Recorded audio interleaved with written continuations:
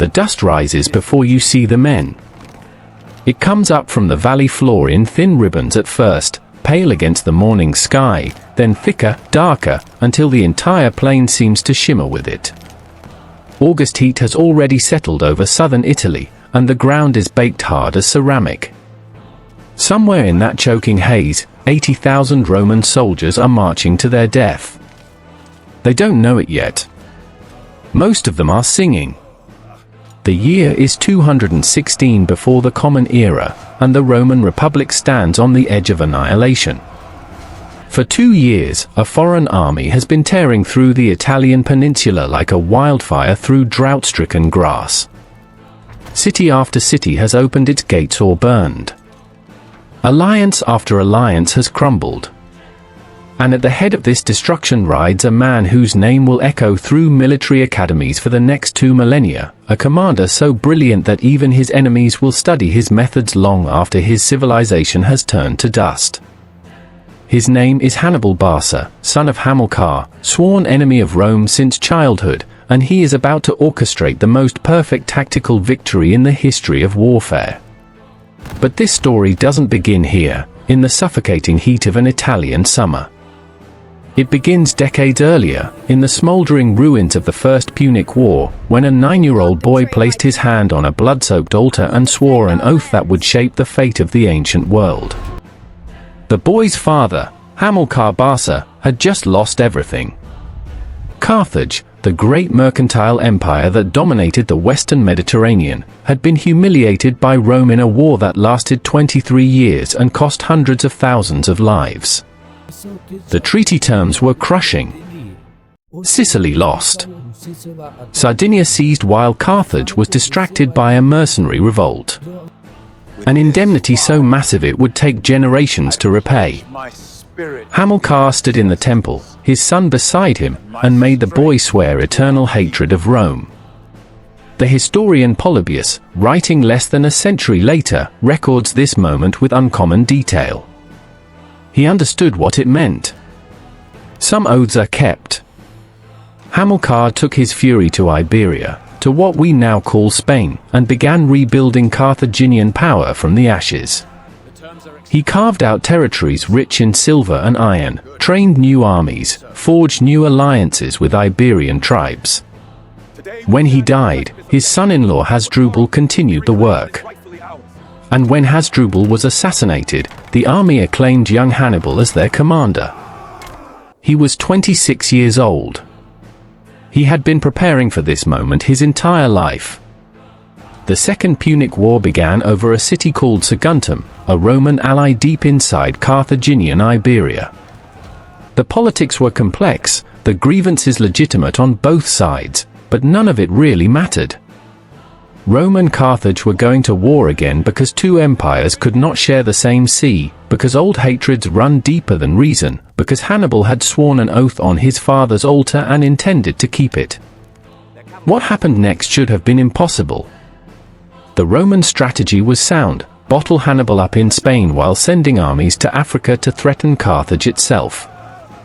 Force him to fight a defensive war on two fronts. It was exactly what any reasonable commander would do. Hannibal was not interested in being reasonable. In the spring of 218, he began marching north with an army of 90,000 infantry, 12,000 cavalry, and 37 war elephants. The Romans assumed he would follow the coast road, the Via Heraclea, where their fleets could harass him and their allies could slow him down. Instead, Hannibal turned inland, toward the mountains. He was going to cross the Alps. Modern scholars still debate which pass he used. Some argue for the Col de Clapia, others for the Col de la Traversette or Mont Cenis. What's not debated is the cost. Historian Adrian Goldsworthy notes that the Alpine crossing became the stuff of legend even in Hannibal's own lifetime, a story of endurance so extreme it bordered on mythological. The passes were narrow and treacherous. Local tribes attacked the column at its most vulnerable points. Rock slides killed hundreds. The cold was murderous. Soldiers wrapped their feet in rags and animal skins and still lost toes to frostbite. Horses slipped on ice-covered paths and tumbled screaming into ravines. The elephants, trained in the heat of North Africa, suffered terribly. Pack animals panicked and threw off their loads. Men deserted when they could. When they couldn't, they simply sat down in the snow and waited to die. And yet they kept moving. For 15 days they climbed, and then for 3 days they descended the Italian side, which was somehow worse. If you enjoy stories like this, subscribe and comment where you are watching from.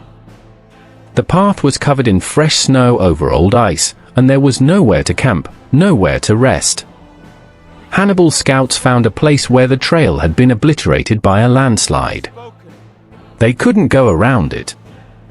They couldn't go back. So they did what seemed impossible. They heated the rock face with fire, then doused it with vinegar to make it crack, then broke it apart with tools and bare hands until they had carved a new path wide enough for the army to pass. Livy, the Roman historian writing 2 centuries later, includes this detail with a mixture of respect and horror. He knew what it meant. An army that would carve through a mountain would not stop at anything. When Hannibal finally descended into the Po Valley in late autumn, he had lost nearly half his force. He had fewer than 26,000 infantry and 6,000 cavalry left. Most of the elephants were dead. His men were exhausted, hungry, dressed in rags. They should have been finished. They had just begun. The Romans were waiting with fresh legions. At the Ticinus River, Hannibal's cavalry crushed the Roman horsemen and wounded the consul Publius Cornelius Scipio so badly he had to be carried from the field by his teenage son. At the Trebia River, in December snow and freezing rain, Hannibal ambushed a Roman army of 40,000 men and destroyed it almost completely. The historian Polybius describes how Carthaginian troops emerged from concealment in a ravine and fell on the Roman flanks while they were half frozen from wading through the icy river. Only 10,000 Romans escaped. The rest were killed or captured. Rome sent new armies. Hannibal destroyed them too. At Lake Trasimene, in the early summer of 217, he lured the consul Gaius Flaminius into a morning ambush so perfectly executed that 15,000 Romans died in less than 3 hours, most of them drowned while trying to flee into the lake. Flaminius himself was cut down fighting. His head was never found. 3 armies destroyed in less than 2 years. Nearly 100,000 Roman and allied soldiers dead. And yet Rome did not surrender. Rome did not even negotiate. This is what Hannibal began to understand as he marched through Italy, burning and looting, waiting for the Roman alliance system to collapse. It would not collapse. Rome's genius was not in tactics but in politics. Their Italian allies might hate them, might resent their dominance, but they feared Carthaginian occupation more. And Rome itself possessed something Hannibal had not fully appreciated, an almost inhuman capacity to absorb losses and keep fighting. After Trasimene, the Romans appointed a dictator named Quintus Fabius Maximus, and Fabius understood what the previous commanders had not. You could not beat Hannibal in open battle. The man was a tactical genius, and his cavalry was superior, and his troops were veterans hardened by years of campaigning. So Fabius refused to fight. He shadowed Hannibal's army, cut off stragglers, destroyed supply columns, burned crops before the Carthaginians could seize them, but never offered battle. The Romans called him cunctator, the delayer. They meant it as an insult. Fabius wore it as a badge of honor. He was winning by not losing. But Rome was a republic, and republics grow impatient. The people wanted vengeance. They wanted glory. They wanted their enemy crushed, not merely avoided. And so, when Fabius's term ended, they elected 2 new consuls and gave them the largest army Rome had ever fielded. Lucius Aemilius Paulus and Gaius Terentius Varro. One cautious, one aggressive. One patrician, one plebeian. Under Roman tradition, they would alternate command every other day. It was a system designed to prevent tyranny. It was about to prove disastrous. Hannibal was camped near a town called Cannae, on the Orchestrated River in southern Italy, where he had seized a Roman supply depot. The position was carefully chosen. Flat ground, open terrain, perfect for cavalry. He had 40,000 infantry and 10,000 cavalry. The Romans were marching toward him with 87,000 infantry and 6,000 cavalry. On paper, it should not have been a contest. The Romans had every advantage except one. They were about to face the greatest tactical mind of the ancient world, and he had been planning this battle his entire life. You stand now on the plain of Cannae, and the dust is everywhere. It coats your throat, stings your eyes, turns the air bronze. The Roman army is so massive you cannot see the end of it. Standards and eagles gleam through the haze. 87,000 men, packed so tightly their shoulders touch, arranged in a formation so deep it seems to go on forever. They are singing. They are confident. In a few hours, most of them will be dead. The night before the battle, neither army sleeps well. In the Roman camp, spread across both banks of the Orchestrated River, 87,000 men prepare themselves in different ways. Some sharpen their gladi, the short stabbing swords that have conquered most of the known world. Others check their armor, tighten straps, oil hinges. Many write letters they know will never be sent.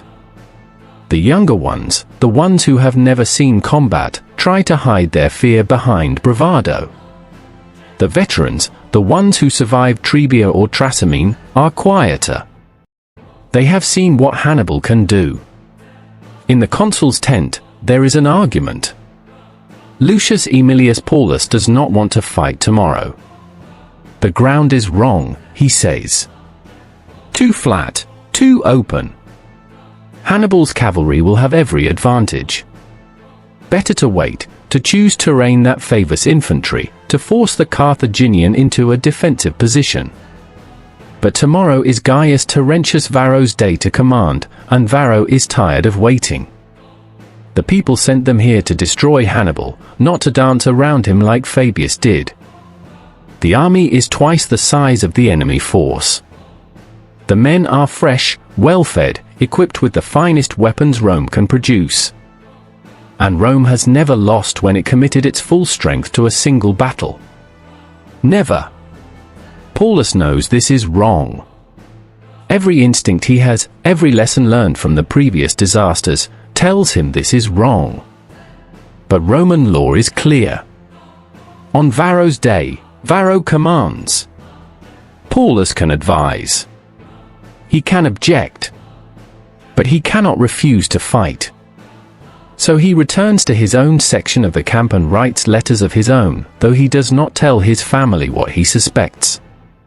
Some knowledge is too heavy to share. Across the river, in the Carthaginian camp, the mood is different. These men have been fighting together for 3 years. They have crossed the Alps, survived ambushes, endured winters without proper shelter, marched hundreds of miles through hostile territory. They are Libyans and Iberians, Gauls and Numidians, bound together not by citizenship but by loyalty to a single man. And that man is not sleeping either. Hannibal Barca is 32 years old. He has lost the sight in one eye, the result of an infection during the winter march after Trebia.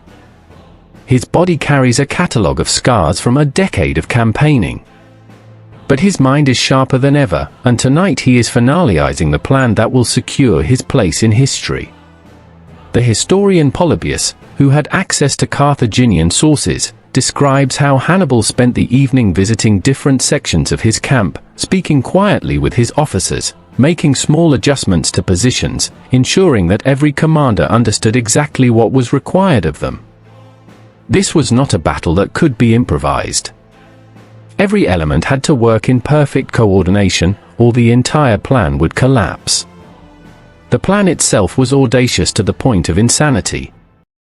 Hannibal was going to offer his weakest troops to be slaughtered while his strongest units delivered the killing blow from the flanks. He was going to invite the Romans to push forward, to believe they were winning, and then he was going to close around them like a fist. Modern military theorists call it a double envelopment, or a pincer movement. Hannibal called it survival. If this didn't work, if any element failed, his army would be destroyed and the war would be over. As historian Adrian Goldsworthy observes, the most remarkable aspect of Cannae was not the tactics themselves, which were theoretically simple, but the precision of execution required to make them work. Hannibal needed his center to collapse at exactly the right pace, slowly enough to draw the Romans forward but not so quickly that it broke entirely. He needed his cavalry to win their engagements on both flanks quickly enough to swing around and attack the Roman rear before the infantry battle was decided. He needed his African veterans, positioned on both sides of his center, to hold their ground while the center gave way, then wheel inward at exactly the right moment to trap the Romans. Any miscalculation, any unit that panicked or moved too soon or held too long, would turn victory into catastrophe. And he was going to attempt this with an army half the size of his enemy, on ground that the enemy had chosen, with no possibility of retreat. If the plan failed, there was nowhere to run. The Aufidus River was behind him. The Roman army was in front of him. There would be no second chance. Dawn comes slowly on the 2nd of August, 216 years before the Common Era. The sky lightens from black to grey to pale gold, and the heat begins building even before the sun clears the horizon. There is almost no wind. The dust from yesterday's march still hangs in the air, and soon there will be more, much more, as nearly 140,000 men begin moving into position. The Roman army crosses the river at first light. Varro has chosen to deploy the entire force on the south bank, where the ground is flattest. He arranges his legions in the traditional Roman formation, but compressed. Instead of the usual spacing between maniples, the small tactical units that give Roman infantry its flexibility, he packs them tightly together, reducing the frontage and increasing the depth. The formation is perhaps 1 mile wide and dozens of ranks deep. It is a battering ram made of human beings, designed to smash straight through whatever stands in front of it. The logic is sound, in its way. Hannibal's infantry is inferior to Roman infantry in quality and equipment. The only way he has won his previous victories is through clever positioning and superior cavalry. But here, on this flat ground, Varro is not giving him room to maneuver. The Roman infantry will advance in a massive block, and nothing will stop it. The Carthaginian center will be crushed. The cavalry battles on the flanks will be irrelevant because the battle will be decided in the center before the horsemen can make a difference. It should work. By every reasonable calculation, it should work. Across from them, Hannibal arranges his army in a formation that no one has ever attempted before. His infantry forms a crescent, with the center pushed forward toward the Romans and the wings pulled back. At the apex of the crescent, in the position of maximum danger, he places his Iberian and Gallic troops.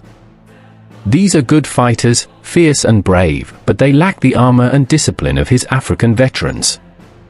They are also exhausted from years of campaigning and reduced in numbers by constant fighting. Hannibal knows exactly what he is asking them to do. He is asking them to die slowly, to absorb the Roman charge and give ground without breaking, to be slaughtered just gradually enough to pull the entire Roman army into the trap.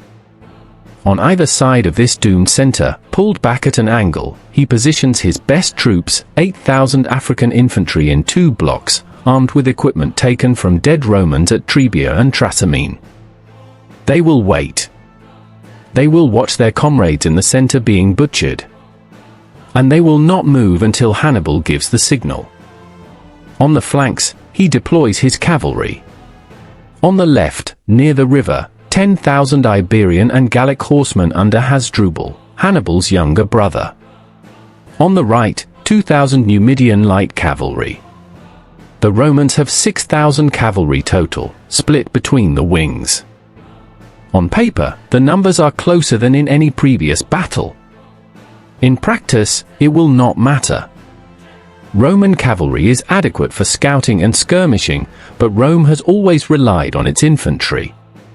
Carthage has cavalry traditions going back centuries. The Numidians, in particular, are among the finest horsemen in the ancient world, raised in the saddle, capable of feats that Roman riders cannot imagine.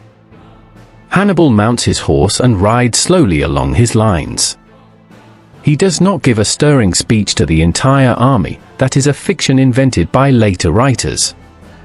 But he speaks to individual units, and his officers relay his words to those farther back.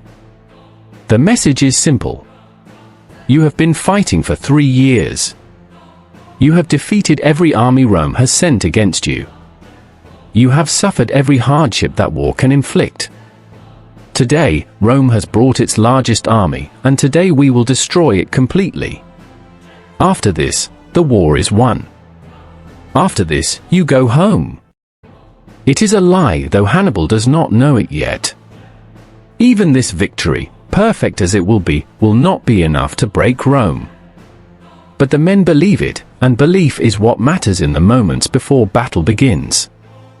The sun is higher now, burning through the morning haze. Both armies are in position. The space between them is perhaps a quarter mile, close enough to see faces, to recognize the reality of what is about to happen. The Romans begin beating their swords against their shields, a rhythmic clanging that builds and builds until it sounds like thunder. The Carthaginians respond with their own war cries, dozens of languages blending into a single roar of defiance. And then, somewhere in that narrow space between the armies, a horn sounds. The Roman infantry begins to advance. 87,000 men moving forward as one, their steps synchronized, their formation perfect. They are the most disciplined soldiers in the world, products of a military system that has been refined over centuries. Each man knows his place, knows the signals, knows that the men on either side of him will hold their ground no matter what.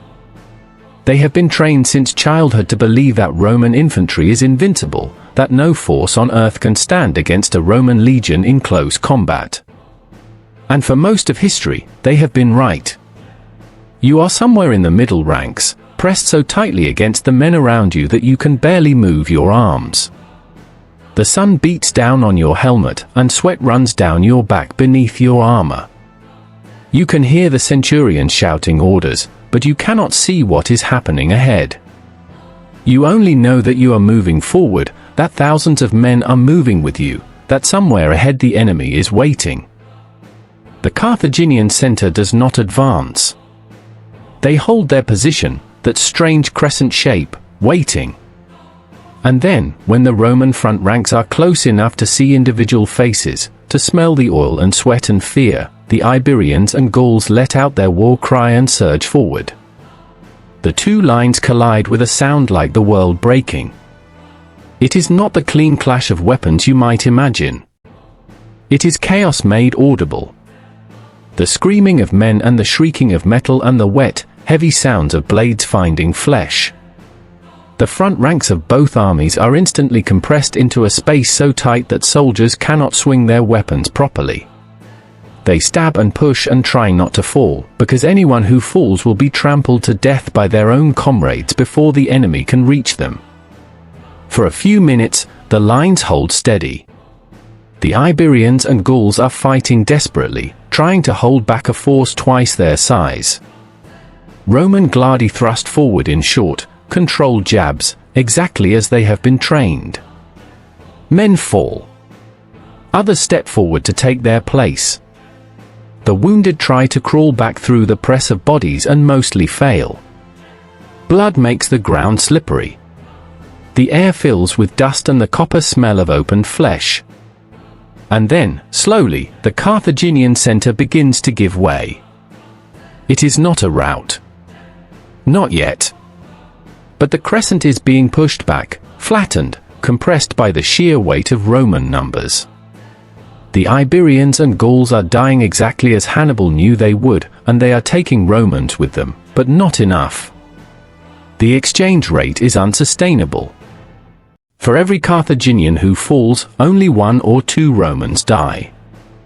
At this rate, the center will not hold for more than an hour. In the Roman ranks, word spreads quickly. We're winning. They're breaking.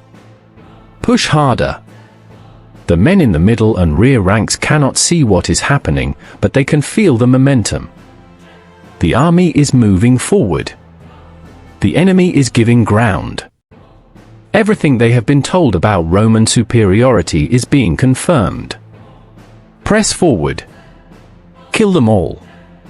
End this war today. Varro, watching from behind the lines, allows himself to believe. This is working. The plan is working.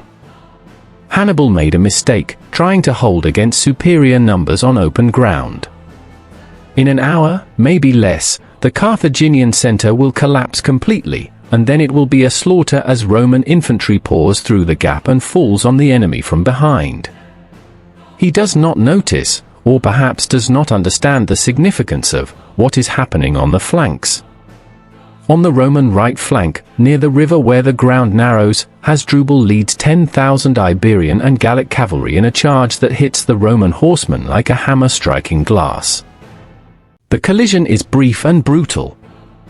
Roman cavalry has always been the weakest element of the legions, recruited from the lower classes, trained primarily for scouting and harassment rather than shock combat. They are citizen soldiers on horseback, adequate for their usual tasks, but they are not prepared for what crashes into them now. The Iberian riders come in tight formation, knee to knee, their momentum concentrated into a single devastating impact. The Gauls follow, howling their war cries, swinging long swords that can decapitate a horse with a single blow. The Roman line shatters almost immediately. Horses scream and rear. Riders are pulled from their saddles. The consul Aemilius Paulus is there, fighting in the front ranks as Roman tradition demands, and his horse is killed beneath him. He crashes to the ground in full armor, and for a moment his guards surround him, trying to get him back on his feet, but the Carthaginian cavalry is everywhere, and there is nowhere to retreat. Within minutes, it is over. The Roman cavalry on the right flank is destroyed. Some riders manage to flee. Most do not. Their bodies will be found later, piled in heaps near the riverbank, men and horses tangled together in death. Aemilius Paulus is wounded but still alive, still trying to rally what remains of his troops. A junior officer begs him to take a horse and escape. The consul refuses. He knows what is about to happen. He knows that someone must be seen to stay, to fight, to die with honor, or the disaster will be complete and Rome will tear itself apart in recriminations. So he stays. And somewhere in the chaos, surrounded by enemies, fighting with a broken javelin because he has lost his sword, Lucius Aemilius Paulus, consul of Rome, is cut down. The historian Livy will later write that he died well, and that Rome mourned him as it mourned few others. Hasdrubal does not pursue the fleeing Roman cavalry. This is the discipline that separates great commanders from merely good ones. His riders want to chase, to kill, to plunder. Every instinct they have tells them to pursue a broken enemy. But Hasdrubal understands that the battle is not won yet. He reforms his squadrons, wheels them around, and begins riding across the rear of the Roman infantry toward the opposite flank. It is a journey of more than a mile, through dust and heat and the screaming chaos of ongoing combat, but he maintains formation. His men trust him absolutely. They do not understand why they are not pursuing victory, but they follow orders. On the opposite flank, the Numidian cavalry is engaged in a very different kind of fight. The Numidians are light horsemen, armed with javelins, trained from childhood in a style of combat that Romans find infuriating. They do not charge. They do not close for melee. They ride in loose formation, darting forward to throw their javelins, then wheeling away before the enemy can respond. They are too fast to catch, too elusive to pin down. The Roman cavalry on the left flank, under various junior officers, for this flank was not considered important enough for a consul, tries repeatedly to close with them and fails every time. It is not a decisive engagement. It is barely a fight. But it serves its purpose. The Roman cavalry is fixed in place, unable to threaten the Carthaginian infantry, unable to interfere with the main battle. The Numidians lose a handful of men. The Romans lose dozens, then hundreds, to javelin wounds that are rarely fatal immediately but bleed and weaken and spread panic. And all the while, the Numidians are watching, waiting for the signal that will tell them when to commit fully. In the center, the slaughter continues. The Carthaginian crescent has been pushed back until it is almost flat, and in some places it is beginning to curve inward like a bow being bent backward. The Iberians and Gauls are being destroyed. They are fighting with the desperation of men who know they have been sacrificed, and their courage is extraordinary, but courage cannot hold against such overwhelming numbers forever. The Roman front ranks are covered in blood, much of it their own, but they keep pushing forward. They can feel victory coming. Just a little further. Just a few more minutes. And on either side of this collapsing center, the African veterans wait. They are motionless, these 8,000 men in their captured Roman armor. They watch their comrades dying 50 yards away and do not move. They hear the screams, smell the blood, feel the ground shaking from the tramp of Roman boots, and do not move. This requires a discipline beyond normal human endurance. Every instinct tells them to help, to charge, to do something. But they have been given their orders by Hannibal himself, and Hannibal's orders are absolute. Wait. Watch. When the Romans are fully committed, when their formation is compressed and chaotic, when they are so focused on the enemy in front of them that they have forgotten about their flanks, then you move. Not before.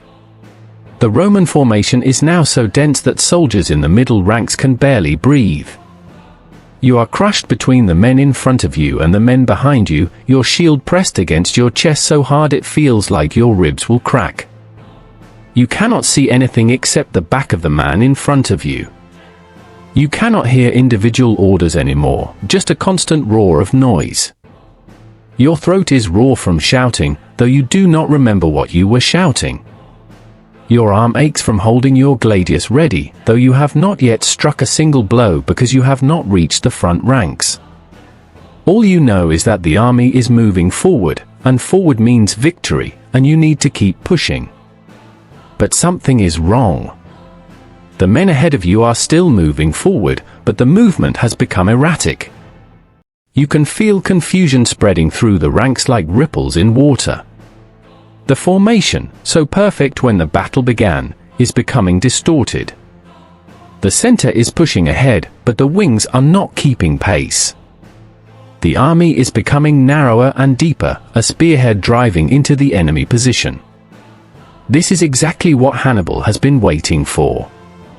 Hasdrubal arrives on the Roman left flank at the perfect moment. His 10,000 cavalry, veterans of half a dozen battles, fresh from their victory on the opposite side of the field, crash into the Roman horsemen from behind. The Romans are still engaged with the Numidians in front of them, still trying to catch those maddeningly elusive riders, when they hear the thunder of hooves behind them and realize their mistake. They try to turn, to face the new threat, but cavalry cannot maneuver quickly in formation, and there is no time. Hasdrubal's charge hits them like an avalanche. The Roman left-wing cavalry ceases to exist as a fighting force in less than 10 minutes. Some riders manage to flee the field. Most are ridden down and killed. The Numidians, no longer needed to hold the Romans in place, join in the pursuit, their javelins finding targets among the fleeing men. It is butchery, efficient and merciless. Now both Roman flanks are gone. The entire Carthaginian cavalry, perhaps 12,000 riders, is free to act. And what they do next will seal the fate of 87,000 Roman infantry. Hasdrubal, demonstrating once again the tactical brilliance that runs in the Barca family, does not chase fleeing enemies. He reforms his cavalry, joins forces with the Numidians, and begins preparing for the final act of this carefully choreographed destruction. The dust is so thick now that visibility is measured in yards rather than miles. The heat is murderous. Men and horses are exhausted. But the battle is not over. The real killing is about to begin. In the Roman center, compressed into a space that grows narrower with every passing minute, the soldiers are beginning to understand that something is terribly wrong. The Carthaginian center is still giving ground, but it is giving ground in a controlled fashion, not breaking, not rooting.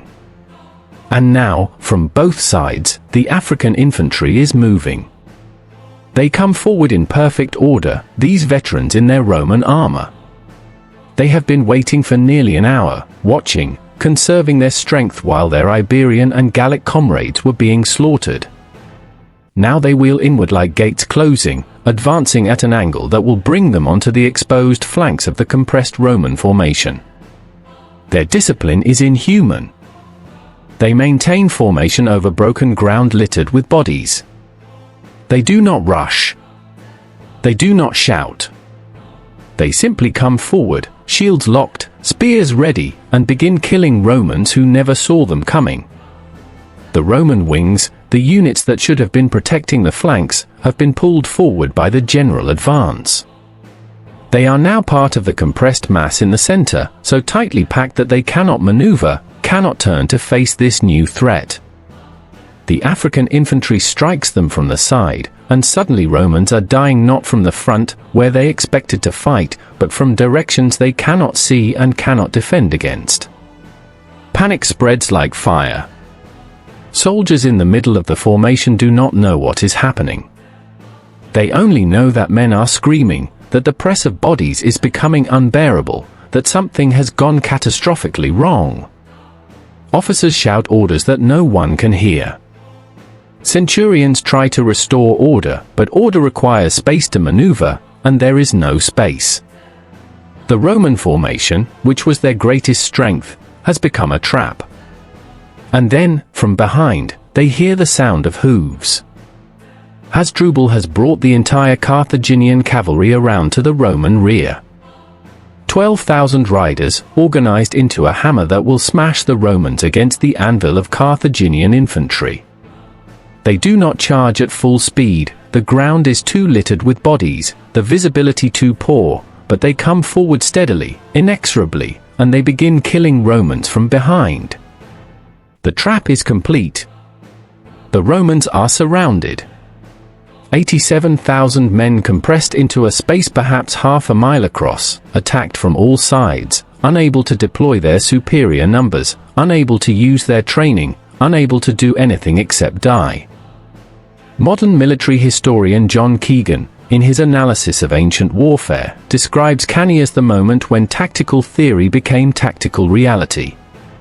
Everything that military thinkers had imagined about encirclement, about using mobility to overcome numerical superiority, about the importance of combined arms coordination, all of it came together in this single afternoon. And the result was the most efficient killing field in the history of warfare before the age of gunpowder. You are still in the middle of the formation, and you still cannot see what is happening, but you can feel it. The press of bodies that was merely uncomfortable has become suffocating. Men are screaming. Some are trying to push backward, to escape, but there is nowhere to go. Behind you, more Romans are still pushing forward, not understanding that the battle is lost, that everyone who remains on this field is going to die. You try to raise your shield, but your arms are pinned to your sides. You try to move your feet, but you are standing on bodies now, and the footing is treacherous with blood and worse things. Someone falls against you, and you realize he is dead, held upright only by the press of living men around him. You can hear combat now, close by, the sound of steel on steel and steel on flesh, and you understand that the enemy is among you, but you cannot see them, cannot fight them, can barely breathe. The heat is incredible. Men are dying of heat stroke before they ever face an enemy blade. The afternoon sun has reached its peak, and the temperature on the plain of Cannae is approaching 100 degrees. Inside the mass of trapped Roman soldiers, it is hotter still. The press of bodies generates its own heat, and men are cooking inside their armor. Some are already dead from heat exhaustion, held upright by the crush around them. Others are dying from thirst, their throats so parched they cannot even scream anymore. But most are dying from Carthaginian blades, methodically, efficiently, as the ring of encirclement tightens. The Carthaginian infantry does not rush.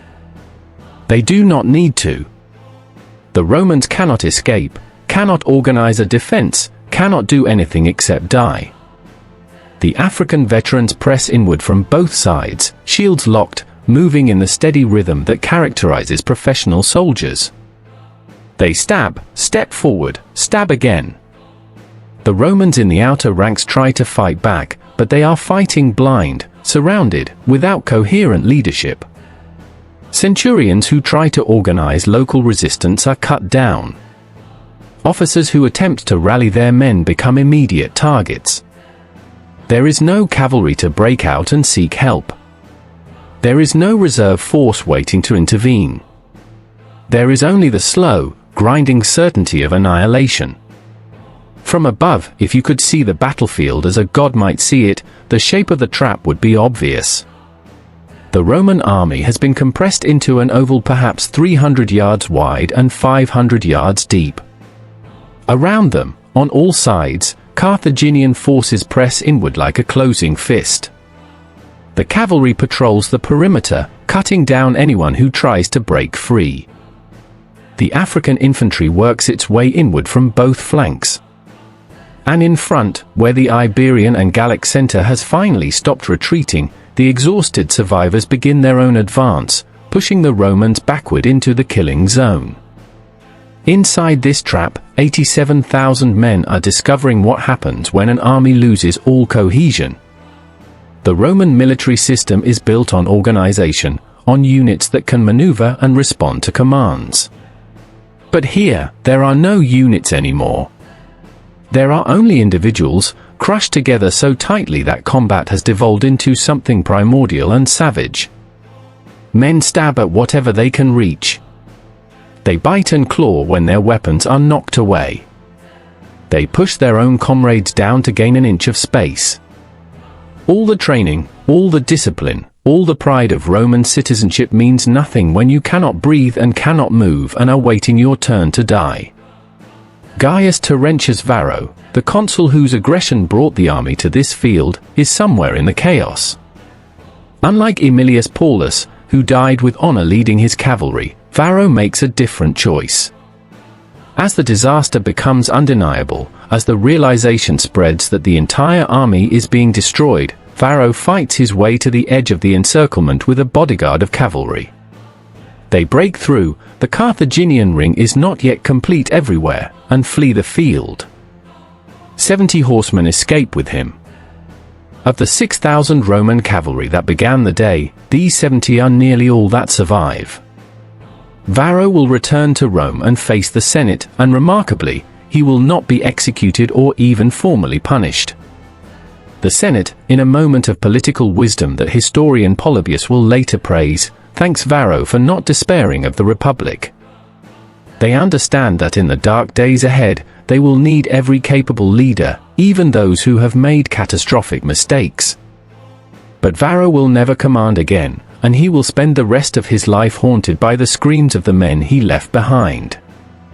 Those men are dying now in numbers that defy comprehension. The ancient sources disagree on many details of the battle, but they agree on this: the killing continues for hours. Livy claims that 50,000 Romans died. Polybius says 70,000. Modern historians like Adrian Goldsworthy suggest the true number is probably somewhere in between, perhaps 55 to 60,000 dead, with another 10,000 captured. The exact figure matters less than the scale. This is not combat. This is industrial-scale slaughter in an age before industry. The Carthaginian losses are horrific as well, though nothing compared to the Romans. Perhaps 6,000 dead, most of them Iberians and Gauls from the center who absorbed the initial Roman charge. Their sacrifice made the victory possible, and they died knowing it. Hannibal will mourn them, will ensure their families are provided for, will remember their names in the dispatches he sends to Carthage. But he will also know that he cannot afford many more victories like this. His army is finite. Rome's is not. As the afternoon wears on, the killing begins to slow, not because the Carthaginians show mercy but because there is simply no one left to kill in many sections of the field. The ground is carpeted with bodies, in some places stacked 3 and 4 deep. Blood has turned the dust into mud. The wounded cry out for water, for help, for their mothers, in a dozen different languages. The Carthaginians begin the grim work of separating prisoners from corpses, valuables from trash, weapons that can be reused from weapons too damaged to save. Some Romans are still fighting. Small groups, surrounded and hopeless, continue to resist because surrender is unthinkable or because they have not yet understood that the battle is over. Hannibal's troops reduce these pockets one by one. There is no glory in it, just the mechanical process of finishing what has been started. In one sector, a group of perhaps 600 Romans manages to break through the encirclement. They fight their way to open ground, exhausted and bleeding but alive, and begin to retreat. Carthaginian cavalry pursues them, but these Romans are veterans, steady even in disaster, and they maintain formation as they withdraw. They will make it back to Roman lines. They are among the lucky ones. Another 10,000 Romans, mostly those on the very edges of the formation who realized early enough what was happening, managed to reach the fortified camps where the army left its baggage and reserves. They barricade themselves inside and prepare to resist a siege. Hannibal could storm the camps, but the cost would be high, and his own army is exhausted. Instead, he offers terms. Surrender, and the Romans can ransom themselves. The alternative is death. After a night of debate, most surrender. A few die anyway, in the chaos that follows any mass capitulation, but most survive to be sold as slaves or held for ransom. By sunset, the Battle of Cannae is over. The largest army Rome has ever fielded has ceased to exist. On this single day, in less than 8 hours of combat, Rome has lost more soldiers than the United States lost in the entire Vietnam War. As a percentage of military-age males, it is equivalent to Rome losing 1 out of every 5 men capable of bearing arms. 2 consuls dead or fled. 29 of 48 military tribunes dead. 80 senators dead. Entire clans wiped out. Entire regions left without leadership. The news reaches Rome 3 days later, carried by the survivors who straggled home in groups of 10 or 20, telling stories so horrific that many refuse to believe them. The Senate meets in emergency session. There is talk of surrender, of negotiating with Hannibal before he reaches the city walls. But the hardliners prevail. Rome has never surrendered. Rome will not begin now. The city mobilizes with a speed and ruthlessness that speaks to the survival instinct of the Republic. Fabius Maximus, the cautious general who understood Hannibal better than anyone, is given extraordinary powers. Slaves are armed and promised freedom if they fight. Old men too aged for combat are put to work in armories. Women give their jewelry to fund new armies. Boys as young as 14 are conscripted and sent to training camps. The city goes into mourning, public celebrations are banned, colored clothing is forbidden, but mourning is mixed with defiance. Rome will endure. Rome will survive. Rome will rebuild. And crucially, Rome's allies hold. This is what Hannibal has miscalculated. He believed that after such a catastrophic defeat, the Italian cities would abandon Rome, would join Carthage or at least declare neutrality. Some do. Capua, the second largest city in Italy, opens its gates to Hannibal. Several smaller towns follow. But most do not. They have seen what Carthaginian victory looks like, and they decide they prefer Roman domination to Carthaginian occupation. The alliance system that Rome has spent centuries building proves stronger than Hannibal expected. Hannibal's officers urge him to march on Rome immediately. The city is defenseless, they say. The walls are old.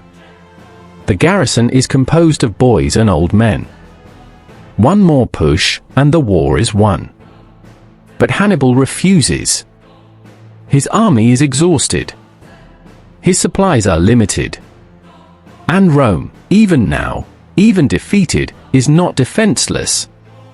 The city has fortifications, and sieges are long, costly affairs. Better to consolidate his gains, to bring more Italian cities over to his side, to build a position of strength before attempting the final blow. Hannibal, his cavalry commander, makes a comment that historians will debate for centuries. You know how to win a victory, Hannibal, but you do not know how to use one. Some see this as proof that Hannibal missed his chance, that he should have marched on Rome while the city was still reeling. Others argue that Hannibal was right, that a premature siege would have failed, that patience was the correct strategy. We cannot know for certain. What we know is that Hannibal never takes Rome, and the war continues for another 14 years. But on this evening, on the field of Cannae, as the sun sets over a plain covered with bodies, none of that has happened yet. Hannibal stands among the dead and knows only that he has achieved something unprecedented. He has destroyed the largest army of the greatest military power in the Mediterranean world. He has executed a tactical maneuver that will be studied in every military academy for the next 2,000 years. He has proven that with enough skill, enough discipline, enough courage, a smaller force can annihilate a larger one. The cost has been terrible.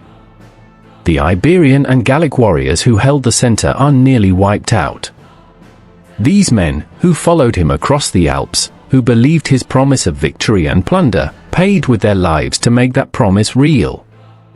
Hannibal walks among their bodies as evening falls, and whatever he feels, he keeps to himself. Command requires a certain coldness, a willingness to spend lives like currency. But perhaps, in the privacy of his tent that night, he allows himself to mourn. The Carthaginians begin the work of looting and burial as darkness falls. Roman bodies are stripped of armor and weapons, everything has value now. The dead are sorted. Romans with rings denoting senatorial or equestrian rank are counted carefully. Hannibal will send word to Carthage, proof of his victory, and these rings will serve as evidence. 3 bushels of gold rings, Livy claims, taken from the fingers of Rome's elite. Whether the exact number is accurate matters less than what it represents, the wholesale destruction of Roman leadership. Some of the Roman wounded are given water. Others are not. There is no formal medical care for enemies, no concept of battlefield triage that extends to the defeated. Some Carthaginian soldiers kill wounded Romans out of mercy. Others do so for revenge, or for no reason at all except that they can. War brings out both the best and worst in human nature, and battlefields are where the worst often prevails. As night settles fully over Cannae, fires are lit among the Carthaginian camps. The men eat and drink and try to process what they have accomplished. Some celebrate. Others sit quietly, staring into flames, thinking about friends who will not see another sunrise. Victory tastes different when you have walked through carpets of corpses to achieve it. In Rome, 3 days after the battle, the city experiences something it has not known in centuries: existential terror. The survivors arrive in scattered groups, men who fled early or fought their way out or were simply lucky enough to be on the edges of the encirclement. They bring stories that sound like hallucinations, fevered dreams of impossible slaughter. 87,000 men sent to fight. Perhaps 15,000 returning. The rest dead or captured or lost in the chaos of retreat. The Senate meets behind closed doors. There are no records of exactly what is said. Roman historians will later reconstruct the debates from memory and rumor, but the outlines are clear. The hardliners, led by the families who have always dominated Roman politics, argue for continuation. Rome does not surrender. Rome cannot surrender. To negotiate with Hannibal now would be to admit that the Republic can be defeated, and that admission would unravel everything Rome has built. The alliance system would collapse. The Italian cities would seek their own terms. Within a generation, Rome would be just another second-tier city in someone else's empire. The moderates point out the obvious: there is no army. The treasury is nearly empty. The allies are wavering. Hannibal could march on Rome tomorrow, and there would be nothing to stop him except old walls and desperate citizens. Perhaps it is time to seek terms, to accept a peace that preserves Rome's existence even if it costs Rome's dominance. The debate rages for hours. And then Fabius Maximus speaks. He is older now, the former dictator who understood Hannibal better than anyone, the man they called cunctator, the delayer, as if caution were a weakness rather than a virtue. He reminds the Senate of Rome's history. When the Gauls sacked the city, Rome rebuilt. When the Samnites seemed unbeatable, Rome found a way to win. When Pyrrhus of Epirus brought his elephants and his genius to Italy, Rome outlasted him. The Republic's strength has never been in brilliant generals or tactical innovation. Rome's strength is in its refusal to accept defeat, its capacity to absorb losses that would break any other state, its willingness to fight on when any rational calculation says the cause is lost. The Senate votes. Rome will not negotiate. Rome will not surrender. Rome will raise new armies, and those armies will take the field, and if Hannibal destroys those armies too, Rome will raise more. As historian Polybius will later observe with something approaching awe, this is the moment when Hannibal's ultimate defeat becomes inevitable, though it will take 14 more years to accomplish. Because Hannibal has just won the perfect battle, and it has changed nothing. But that is in the future. In the immediate aftermath of Cannae, Rome's defiance seems less like strategy and more like suicide. The city mobilizes every resource it possesses. Fabius is given dictatorial powers again. The property qualifications for military service are suspended, now even the poorest citizens can be armed and trained. Slaves are offered freedom in exchange for military service, something Rome has done only once before, during the depths of the First Punic War. 8,000 slaves volunteer. They become the backbone of the new legions. Women are forbidden from public mourning. This seems cruel, and it is, but there is logic behind it. If every woman who lost a husband or son or father at Cannae were allowed to mourn publicly, the entire city would be paralyzed by grief. Rome cannot afford that. So grief is privatized, hidden away behind closed doors, and life continues with a brittle, forced normalcy. The most extraordinary measure is religious. The Senate consults the Sibylline books, a collection of prophecies that Rome turns to only in moments of supreme crisis. The prophecies are obscure, as prophecies always are, but the priests interpret them as requiring a human sacrifice. 2 Gauls and 2 Greeks are buried alive in the Forum Boarium, the cattle market.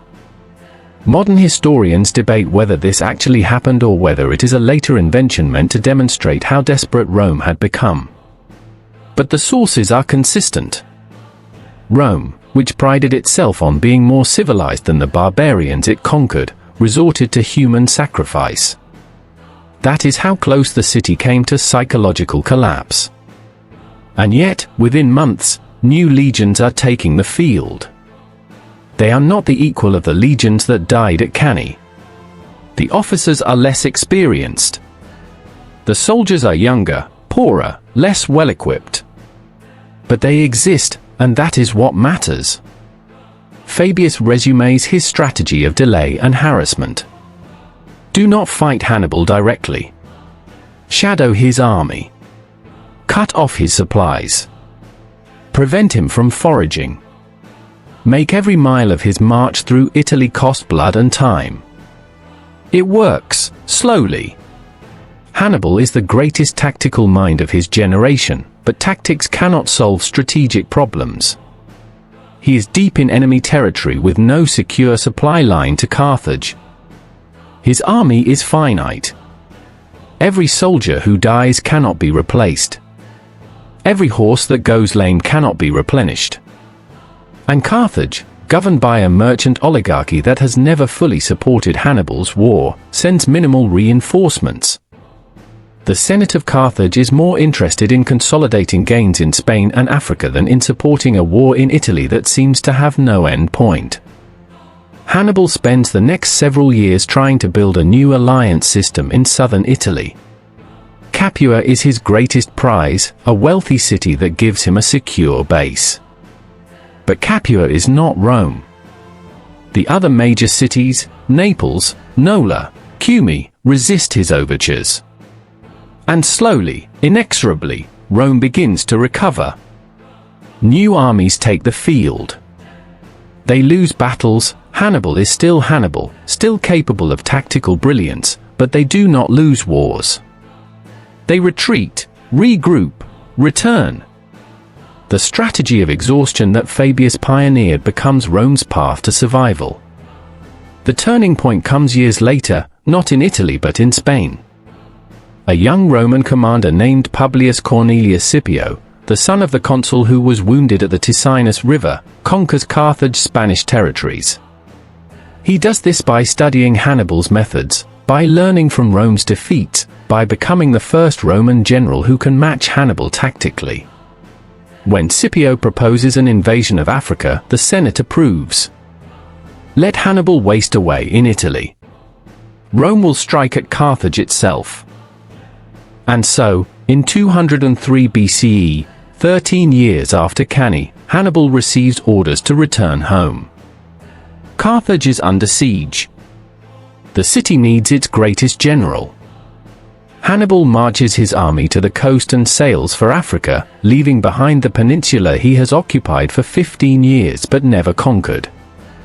The soldiers he brings with him are veterans beyond veterans, men who have been fighting since they were teenagers, who have seen wonders and horrors that no one else can imagine. They are perhaps the finest fighting force in the ancient world. But they are tired, and there are so few of them left.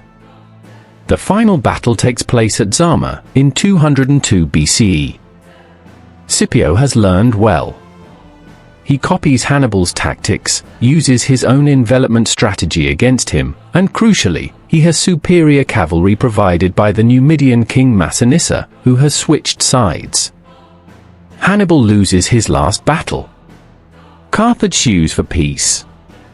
The terms are ruinous, the fleet destroyed, the treasury emptied, Carthage reduced to a client state forbidden from waging war without Roman permission. Hannibal survives. He flees into exile, spending his final years as a mercenary general and political advisor in various eastern kingdoms, always one step ahead of Roman assassins.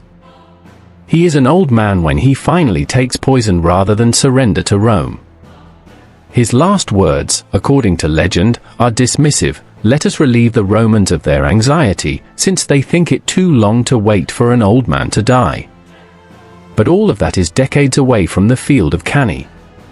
Here, in the immediate aftermath of history's most perfect tactical victory, the future is unknowable. Hannibal has done something that should be impossible. He has destroyed a force twice his size through pure military genius. The Battle of Cannae will be studied by commanders for millennia. Napoleon will analyze it. Von Schlieffen will base his plan for World War I on it. Norman Schwarzkopf will reference it when planning the Gulf War. Every military academy in the world teaches it as the textbook example of the double envelopment, the ultimate expression of using mobility and timing to overcome numerical superiority. And yet, in the end, Hannibal loses the war. This is the paradox that makes Cannae so fascinating and so tragic. A perfect tactical victory that achieves nothing strategic. A masterpiece of military art that changes no fundamental realities. Because Rome, in the end, is not defeated by losing battles. Rome is defeated only by losing the will to fight, and that is the one thing Hannibal cannot take from them. The field of Cannae remains, long after the bodies are buried or looted or left for scavengers. Farmers will work this land for generations, turning up rusted sword points and corroded helmet fragments. In the medieval period, a chapel will be built here, dedicated to the souls of the fallen. In the modern era, archaeologists will excavate and find evidence of the slaughter, mass graves, fragments of weapons, human bones showing the marks of violent death. But the real legacy of Cannae is not in the ground. It is in the minds of every military theorist who has tried to understand how Hannibal did what he did. How do you convince 40,000 men to stand in the center and be slaughtered while they wait for the plan to develop? How do you coordinate cavalry movements across a mile of chaotic battlefield with no radios, no modern communication, nothing but pre-arranged signals and trust?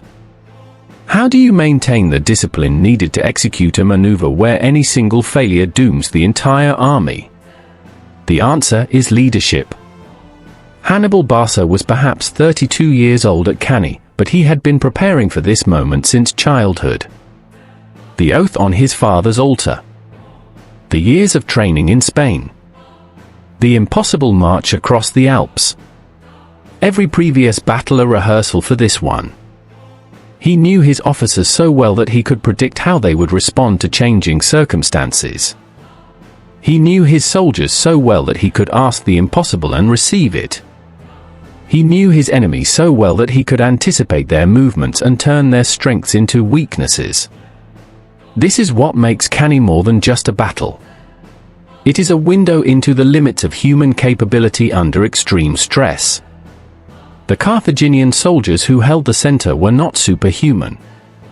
They were ordinary men who did extraordinary things because their commander asked it of them and they trusted him absolutely. The African infantry who waited while their comrades died did not have nerves of steel.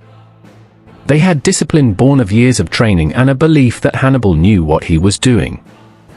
The cavalry that executed coordinated maneuvers across a smoke-obscured battlefield did not have perfect information. They had initiative and judgment and the confidence to act without constant direction. And on the Roman side, the tragedy of ordinary competence meeting extraordinary genius. The Roman commanders at Cannae were not idiots. Varro was aggressive and perhaps overconfident, but aggression had served Rome well for centuries. Aemilius Paulus was cautious and experienced, exactly the kind of officer you want in a crisis. The Roman soldiers were well-trained, well-equipped, brave men who did everything their system asked of them. They maintained formation under horrific conditions. They pushed forward when ordered. They fought to the death when escape was impossible. They did not lose because they were cowards or fools. They lost because they faced an opponent who had reinvented warfare.